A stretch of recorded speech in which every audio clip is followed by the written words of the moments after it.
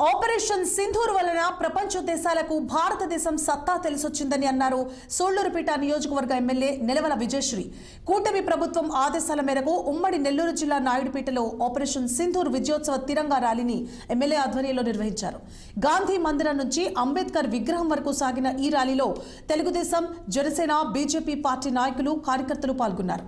దొంగచాటుగా దేశంలోకి ప్రవేశించి పెహల్గాం టూరిస్టులను చంపిన తీవ్రవాదులకు బుద్ధి చెప్పే విధంగా ఇండియన్ ఆర్మీ ఉగ్రవ స్థావరాలను ధ్వంసం చేస్తుందని ఎమ్మెల్యే అన్నారు. ఇక భారతదేశం వైపు కన్నెత్తి చూడాలన్న వణుకు పుట్టే విధంగా మన సైనికులు బుద్ధి చెప్పడం జరిగిందని పేర్కొన్నారు. ప్రధానమంత్రి మోదీకి మద్దతుగా నిలిచిన ముఖ్యమంత్రి చంద్రబాబు నాయుడు, పవన్ కళ్యాణ్, లోకేష్ కు ప్రత్యేక కృతజ్ఞతలు తెలియజేస్తున్నామని ఎమ్మెల్యే నెలవల విజయశ్రీ తెలిపారు.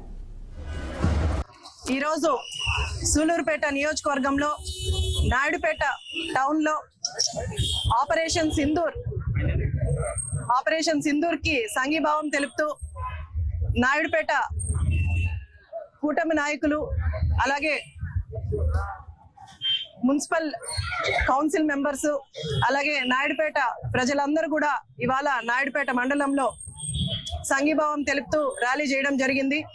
మీ అందరికీ తెలుసు, గత కొన్ని రోజుల ముందు ఊరికే పెహల్గాంలో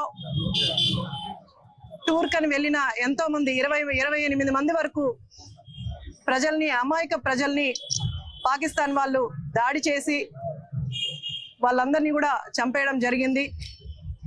దీనికి మనందరం కూటమి నాయకులు కానీ, అలాగే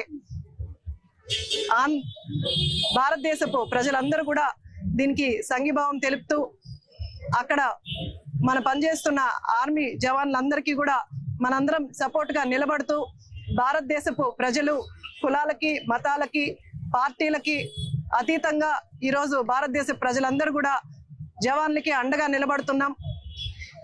వాళ్ళు పాకిస్తాన్ దేశం వాళ్ళు సరిహద్దుల్లో ఈ పోరాటం చేస్తుంటే మనం కూడా ఎదుర్కొంటాం.